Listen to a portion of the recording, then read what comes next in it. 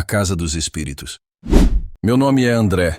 Sou de Curitiba, Paraná, e o que vou contar aconteceu em 2018, quando minha família decidiu reformar uma antiga casa que pertencia aos meus bisavós.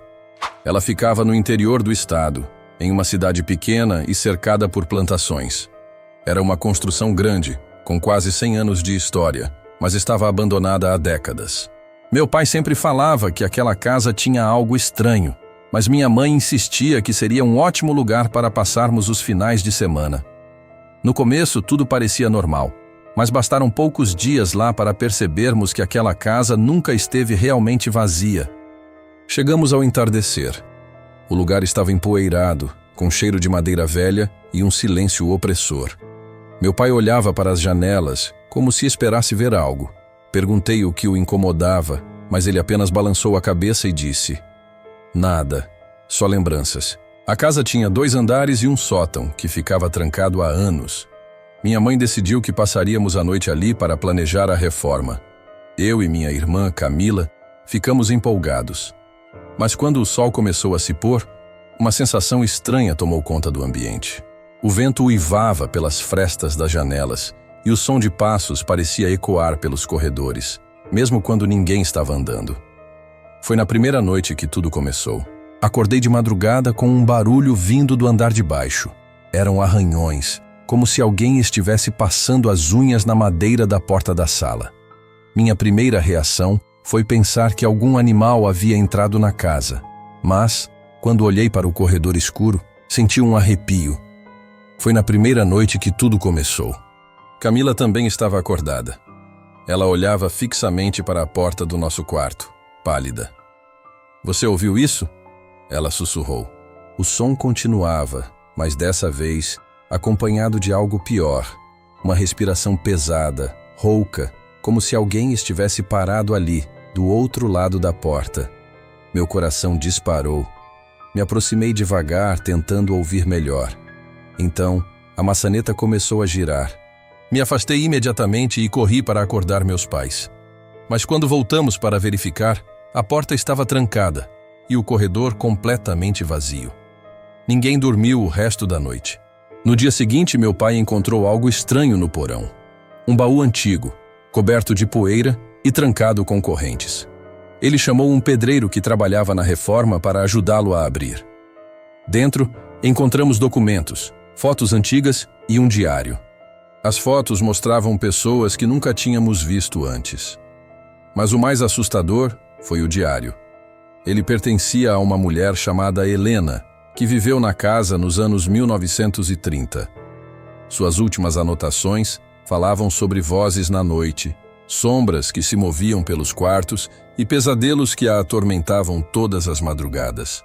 A última frase estava rabiscada com força, como se ela estivesse desesperada ao escrever. "Eles não querem que eu saia." Aquele foi o momento em que percebemos que havia algo muito errado naquela casa. Na noite seguinte, algo pior aconteceu. Camila acordou gritando. Corri até o quarto dela e a encontrei encolhida no canto da cama, chorando. Ela apontava para o guarda-roupa, incapaz de falar. Quando me aproximei, senti um frio intenso.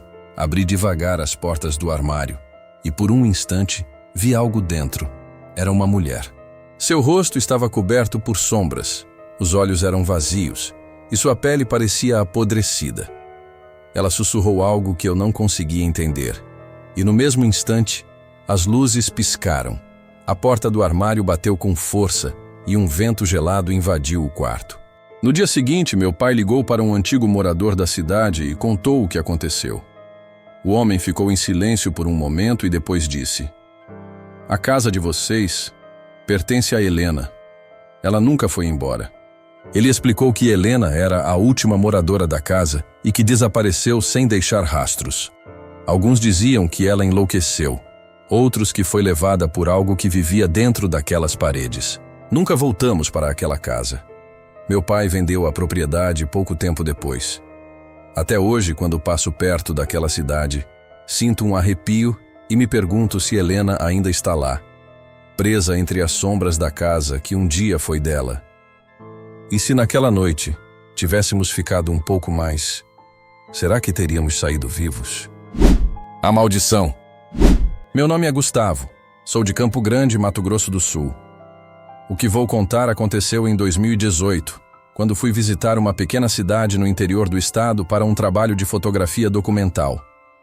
Meu objetivo era registrar igrejas antigas, casarões abandonados e símbolos históricos esquecidos pelo tempo. Mas um dos lugares que encontrei nunca deveria ter sido fotografado.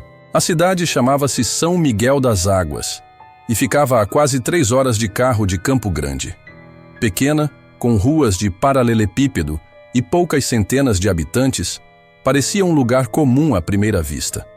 Mas, assim que cheguei, percebi que havia algo estranho no ar. As pessoas evitavam contato visual, cochichavam entre si e pareciam inquietas. Fui recebido na pequena pousada do centro por Dona Irene, uma senhora idosa e simpática, mas que logo ficou séria quando mencionei que queria visitar o antigo cemitério da cidade. Ela hesitou antes de responder. "Ninguém vai lá, moço. É melhor evitar esse lugar." Perguntei o porquê, mas ela apenas desviou o olhar e mudou de assunto.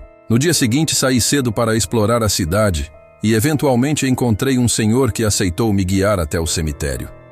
Chamava-se Seu Raimundo e parecia relutante, mas aceitou o dinheiro que ofereci. O cemitério ficava afastado, no meio de uma mata fechada, e o caminho era difícil. Enquanto andávamos, Raimundo me contou que aquele lugar foi fechado há décadas e que ninguém ousava pisar ali desde então. "Quem entra lá, volta diferente, se voltar", murmurou ele. Depois de quase 1 hora de caminhada, chegamos. O portão de ferro estava retorcido, coberto por ferrugem e eras. Do lado de dentro, os túmulos eram velhos e esquecidos, muitos quebrados ou cobertos por raízes. Mas o que realmente me arrepiou foi o silêncio absoluto. Nenhum som de pássaros ou vento entre as árvores. Apenas um silêncio pesado e sufocante. Comecei a tirar fotos, fascinado pelo aspecto sombrio do lugar. Mas logo senti algo estranho. Uma presença. O ar ficou gelado. Um cheiro podre invadiu minhas narinas. Virei rapidamente e foi quando vi. Uma sombra escura se movia entre os túmulos. Era alta e disforme, quase líquida, como se não tivesse um corpo sólido. Parecia me observar. Meu coração disparou e apertei o botão da câmera, capturando a cena.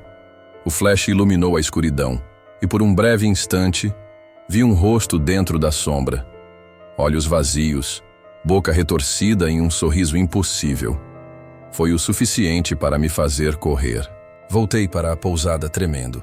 Fechei a porta do quarto e sentei na cama tentando me acalmar. Peguei a câmera para conferir as fotos, e então percebi que algo estava errado. A última foto, a que tirei quando vi a sombra, não mostrava nada além de um cemitério vazio. Mas o problema era outra coisa. Todas as fotos que tirei antes estavam diferentes. Os túmulos que fotografei haviam mudado. Alguns nomes nas lápides estavam trocados, outros haviam desaparecido. E em uma das imagens, vi algo que me gelou até os ossos. Meu próprio nome gravado em uma lápide. Naquela noite não consegui dormir. Sons de passos ecoavam do lado de fora do quarto. Alguém sussurrava meu nome.